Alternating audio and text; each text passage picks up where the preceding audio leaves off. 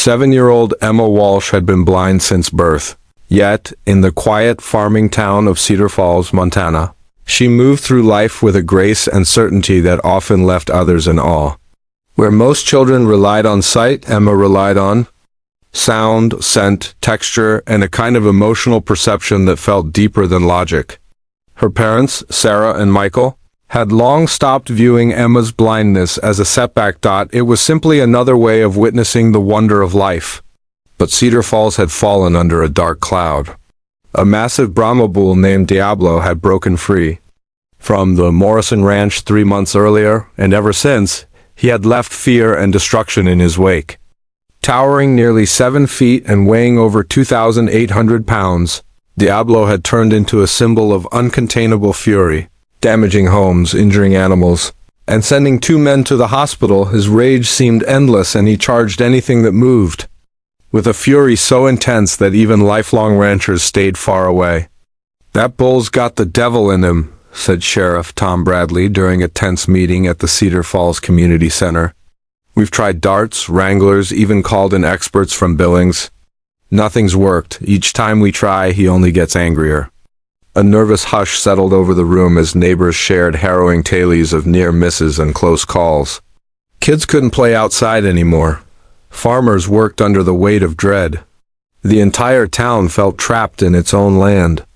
Emma sat silently beside her parents, listening to the voices crowded with fear and confusion. To her, Diablo didn't sound evil, he sounded lost. "We might have to put the bull down," suggested Robert Morrison, the rancher whose mistake had let Diablo loose in the first place. "It's the only way to make sure no one else gets hurt." Emma's small hand rose slowly into the air, catching the room off guard. "Mr. Morrison," she asked, "why is Diablo so mad? Did someone hurt him?"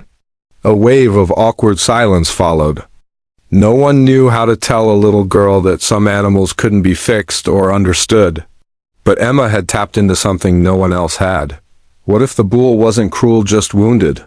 "Sweetheart," Sarah whispered softly, "sometimes animals get sick inside, like people do.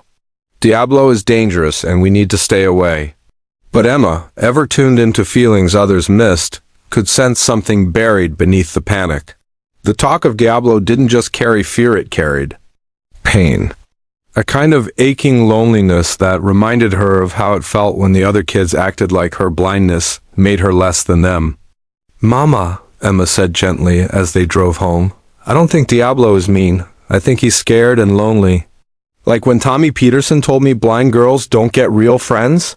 Sarah's chest tightened at the memory of her daughters. Tears. Emma's empathy was profound, but it came with a heavy cost. She could feel the sorrow others missed. That night, lying in bed, Emma listened not just to the crickets or the breeze through the cornfields, but to the distant aching roar of a bull with nowhere to belong. Most heard only danger in his cries. But Emma heard something else entirely: heartbreak. "Daddy," she asked the next morning at breakfast, "can we help Diablo instead of hurting him?" Michael looked into her hopeful face, torn between pride and worry, loving a child whose heart often outweighed her sense of risk. "Emma, he's just too dangerous. We wouldn't even know how to begin." But Emma was quick to remind him, "We helped Mr. Peterson's horse when it got scared during a storm, and Mrs. Chen's dog when it didn't like new people. Why not Diablo?" And she wasn't wrong. Emma had a remarkable gift with animals in distress. Her calm presence had soothed more than one troubled pet in town. But Diablo wasn't a household pet. He was a towering wild creature whose fury had defied the best handlers. "Emma," Sarah said carefully, "some problems are too big for kids to fix. Diablo needs experts." Emma nodded, but her parents could already see it. Her mind was working. That afternoon, while Sarah ran errands and Michael was at work, Emma asked her grandma, who was watching her, if they could take a walk. Grandma Rose, always supportive of Emma's independence, agreed, unaware that Emma had her own destination in mind. Her sharp hearing had tracked Diablo for days, and she knew he was in the empty Patterson field just half a mile away. As they walked, Emma kept listening, tuning in to every distant noise until the faint, pained bellow of a bull guided her like a compass. They reached the edge of the field, the same one Diablo had been seen in earlier that morning. Emma, where are we going? Grandma Rose asked nervously. I want to see Diablo, Emma answered softly, using see the way blind people often do to mean connect, understand. But before her grandmother could protest, the ground trembled. The thunder of hooves, and the breathless sound of a wounded creature closing in, the rumble of hooves announced Diablo's arrival. The enormous bull emerged at the edge of the field, his head lowered in a posture that made Grandma Rose stumble backward in fear, but Emma didn't flinch. She stood completely still, her head slightly turned as if tuning into a frequency no one else could hear. Beneath the threatening growls and heavy snorts, she picked up something deeper, the strained breathing of an animal more frightened than furious. His trembling wasn't from rage, but pain. And in his angry cries, Emma heard a yearning for someone, anyone, to understand the storm inside him. Have you ever felt so lost and unseen that your pain turned to anger, and that anger made others fear you when all you really needed was compassion? Grandma Rose stood frozen as Diablo scraped the earth with his hoof and let out a thunderous snort, his stance full of power and warning. His dark eyes radiated raw, unpredictable energy. But Emma didn't move. She simply faced him, her small expression one of quiet wonder instead of alarm. Emma, we have to go. Right now, Grandma Rose whispered, urgently tugging at her granddaughter's arm, but Emma gently pulled away, her sharp senses telling her more than eyes ever could. She could hear the rapid, shallow breaths of an animal in distress. Diablo's huge frame quivered not with violence but with fear and exhaustion. More than anything, Emma felt the sorrow surrounding him like a thick cloud. He's not mad, Grandma, she said gently, her voice steady with quiet certainty. He's hurt and lonely, just like other animals we've helped, only bigger.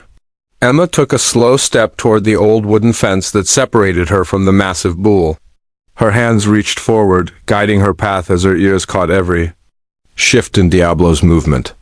His breathing grew sharper, snorts more agitated. But Emma noticed something important. His hooves were retreating, not advancing. He wasn't charging. He was afraid. It's okay, big guy, Emma murmured, her voice the same soothing tone she used with frightened pets. I'm not here to fight you. I just want to know why you're hurting. If Emma's bravery stirs something in you, please like this video and subscribe for more true stories that will touch your heart. Diablo froze. His great head tilted slightly, as if listening to the small human who didn't scream or flee, but spoke with empathy and grace. It was the first time since his escape that someone had treated him like more than a monster. Emma stood just behind the fence, saying nothing now, just being present. Diablo watched her, and she listened in return, not just to sounds but to feelings. She could smell the stress on his breath, feel the vibrations of his trembling legs, and hear the subtle shifts in his low, rumbling grunts. It was grief, not fury. You miss home, don't you? She whispered. Something happened. Something bad, and now nobody trusts you, so you stopped trusting them. Diablo inched closer, his tension softening into cautious curiosity. Emma's lack of eye contact, something she couldn't help, also worked in her favor. She wasn't staring him down, wasn't challenging him. For once, he wasn't on the defense. Grandma Rose stood in stunned silence as her granddaughter continued this strange, beautiful exchange. Emma, how are you doing this? She asked softly. I'm just hearing what he really means, Emma replied. They all hear anger, but I hear sorrow. They see danger. I feel loneliness. Emma reached into her pocket and pulled out a few apple slices, the ones she always kept for the neighborhood animals who had come to love her gentle spirit. She knelt and laid them on the ground by the fence, then stepped back, giving Diablo the choice to come closer.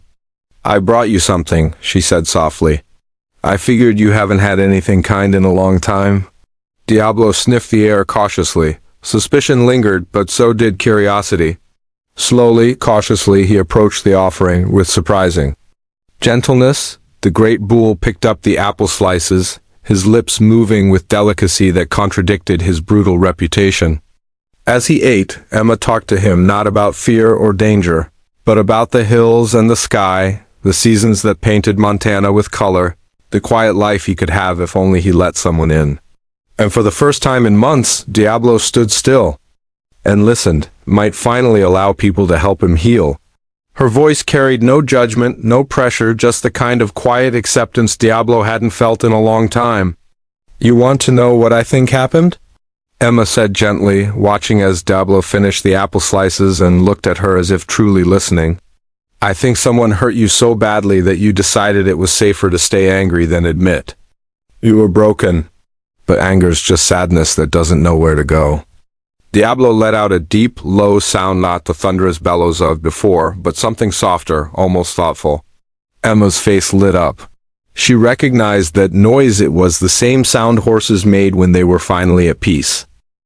That's your happy sound, isn't it?" she whispered with joy.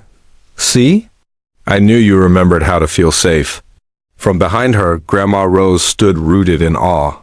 She wasn't just watching a girl calm a dangerous animal, she was witnessing a connection so profound it seemed to bypass everything logical, everything explainable. Emma was speaking heart to heart, soul to soul. "Emma," Grandma Rose said softly, "maybe we should call your parents. They need to hear about this." But Emma was already thinking ahead, her focus not on the moment, but on the journey. "Can we come back tomorrow, Grandma?" she asked. "He needs to know. Someone sees him. Not just today, but every day." As they walked away, Diablo didn't turn or retreat. He followed, pacing alongside the fence, his giant head hanging over the top rail like a dog unwilling to say goodbye. The bull who terrorized the town now looked like he was watching a friend leave. "Don't worry," Emma called softly, turning toward the sound of his footsteps. "I'll come back tomorrow, and we'll keep talking. You're not alone anymore." That evening, when Emma's parents heard about their daughter's encounter, panic rushed in first quick and loud. But as Grandma Rose described what she'd witnessed, panic gave way to stunned silence. Emma had always had a gift with animals, but this was something deeper, something unexplainable. The most feared creature in Cedar Falls had let down his guard for a blind girl who simply listened. Have you ever had someone look past your anger, past your walls, and see the hurting version of you underneath? Someone who offered understanding instead of fear and made you feel seen for the first time in forever? The news of Emma's encounter spread through Cedar Falls like wind through dry grass. Some were amazed. Some were skeptical. But everyone felt one thing they hadn't felt in months' hope. The next day, Sheriff Bradley and several ranchers escorted Emma and her family back to Patterson Field. No one knew what would happen.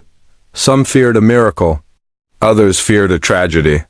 "Everyone stay back," Sheriff Bradley warned as the group approached. "If that bull charges, I won't hesitate. I'll do what I have to." But Emma wasn't afraid. She hadn't come to provoke Diablo, she'd come to reassure him. She'd spent the night thinking, planning, replaying every detail of their meeting. She wanted to deepen the trust they'd started. Before she could even reach the fence, she heard that soft rumble again, welcoming, warm, almost eager. Diablo remembered her. "He knows me," Emma said with a quiet smile. He was waiting. The massive bull approached the fence calmly, responding to Emma's voice like a loyal dog summoned home. Among the crowd stood Dr. Patricia Martinez, a respected large animal vet who had driven in from Billings to observe what some were calling a miracle. Her eyes widened as she watched the girl work. "This defies everything I've been taught," she whispered to Emma's parents. "He's displaying signs of emotional bonding with her." Emma had come prepared this time, with more apple slices, carrot chunks, and the same gentle energy that had reached Diablo's broken heart the day before. But today she had a new goal. She didn't just want to talk to him, she wanted to touch him. "I'm going to try to pet him," Emma announced calmly. The reaction from the adults was instant and loud. "Absolutely not," Michael Walsh said sharply. "Emma, you've already done something incredible, but touching him is too risky." If you're amazed by Emma's fearless compassion, please subscribe to our channel and give this video a thumbs up. What happens next may leave you in tears. Emma, however, was already fully tuned in her heightened senses, reading every nuance in Diablo's energy. His breathing was steady, his posture calm, and most importantly, the emotional charge around him felt open, vulnerable, not volatile. Emma had spent years learning to listen to animals in ways that had nothing to do with sight. "He wants me to touch him," she said, her voice low and steady, the kind of certainty that came not from impulse but deep knowing. "I can feel how lonely he is. I think a gentle touch will remind him what love feels like." Against all maternal instinct, Sarah Walsh found herself nodding. Emma had never misread an animal's heart before. And even though this one weighed over a ton, the trust in her daughter's voice was impossible to ignore. "If you're going to do this," Dr. Martinez said carefully, "I want a tranquilizer ready." But Emma moved slowly. "Watch him closely." With calm assurance, Emma walked back to the fence. Her voice, a soft lull of safety, flowed like water. "I know it's been a long time since hands touched you kindly," she said gently, "but I promise mine won't hurt. I just want you to know not all touch is pain." Diablo responded by lowering his massive head, positioning it right at the fence line, just within her reach. And then the miracle. His eyes, once filled with fire and fury, now held something raw and aching: trust. Emma extended her hand slowly. He sniffed her fingers. And then she made contact, her small palm resting against his rough, scarred forehead. Diablo exhaled a long, shuddering breath that seemed to empty his soul of months, maybe years of pain. "Good boy," Emma whispered, voice trembling.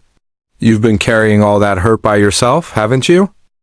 Around them there was only silence, then the sound of tears. Men who'd faced down bulls and buried ranch dogs wept without shame. Women clutched hands over hearts. Even Sheriff Bradley, known for stone-faced duty, wiped at his eyes. "In 30 years of this job," he murmured to Dr. Martinez, "I've never seen anything close to this. That little girl just worked a miracle." Emma didn't move, didn't speak again right away.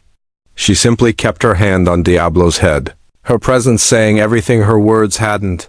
The bull leaned into her touch, and then something incredible happened. He began making low, melodic sounds. Dr. Martinez recognized them instantly. Sounds of contentment, comfort. Diablo, the destroyer, was now singing his trust. "He's telling me a story," Emma whispered. "He remembers. Someone used to hurt him with sticks, with shocks. He learned that hurting people first was the only way to survive. But before that, before the pain, he was gentle. He wants to be that again." Dr. Martinez nodded solemnly. "She's right. His behavior, his scars, it all fits. Severe abuse. This is classic trauma response.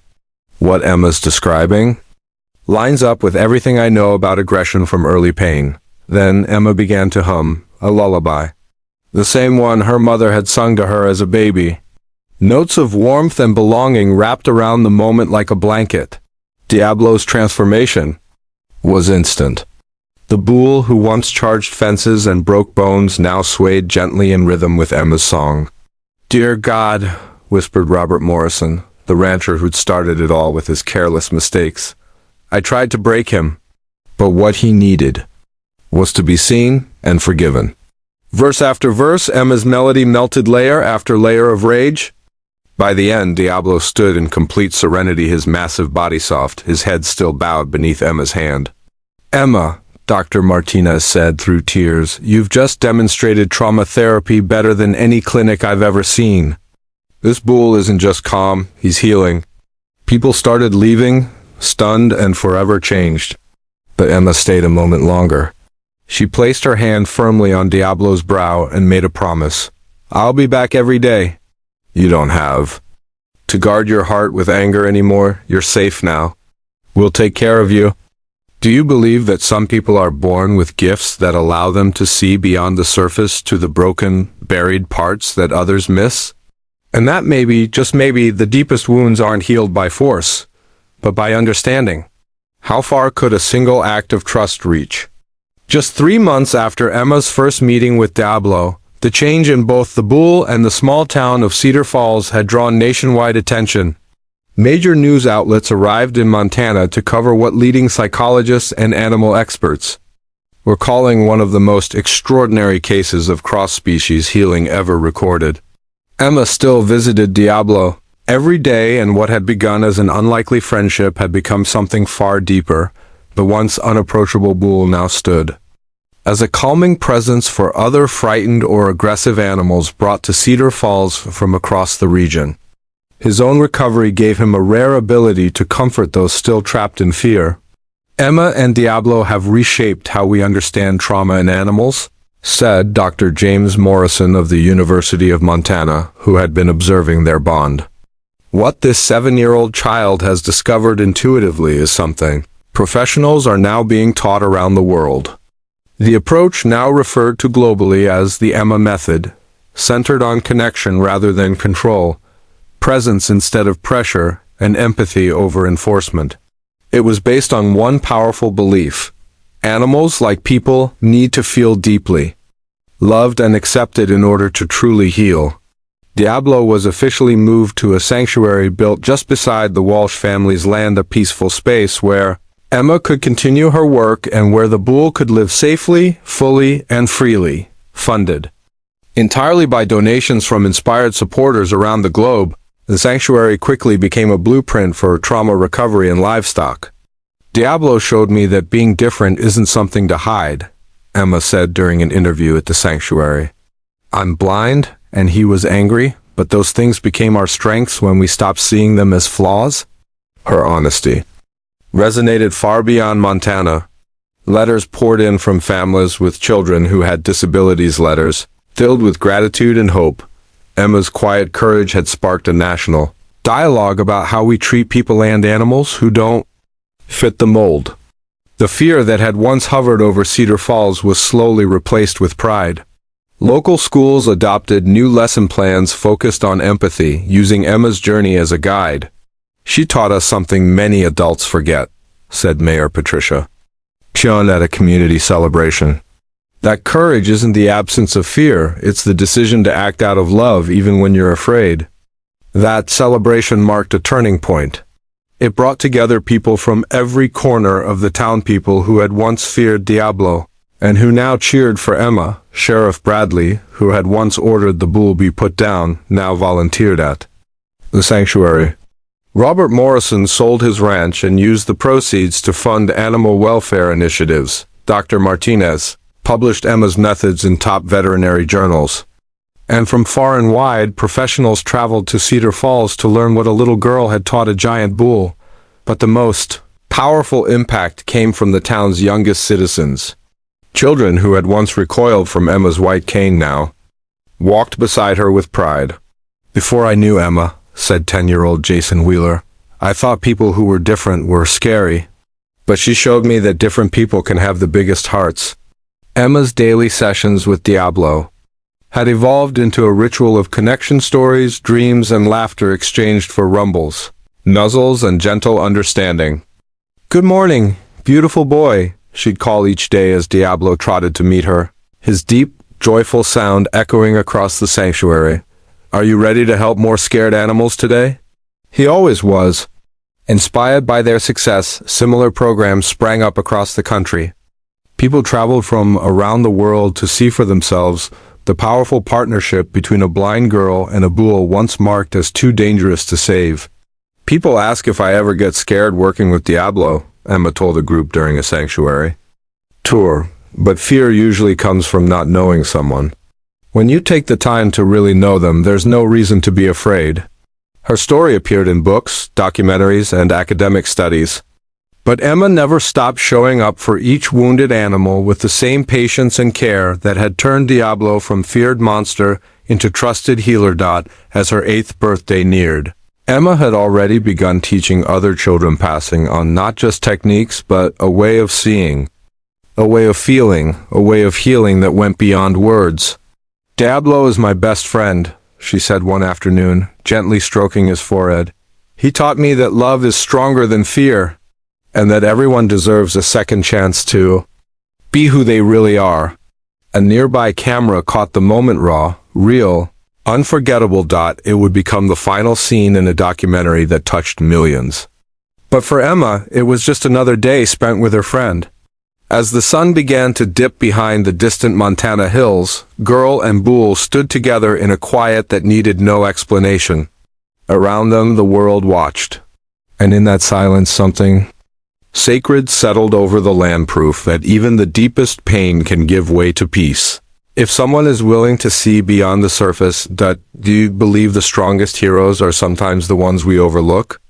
That the most powerful healing doesn't always come from medicine, but from understanding?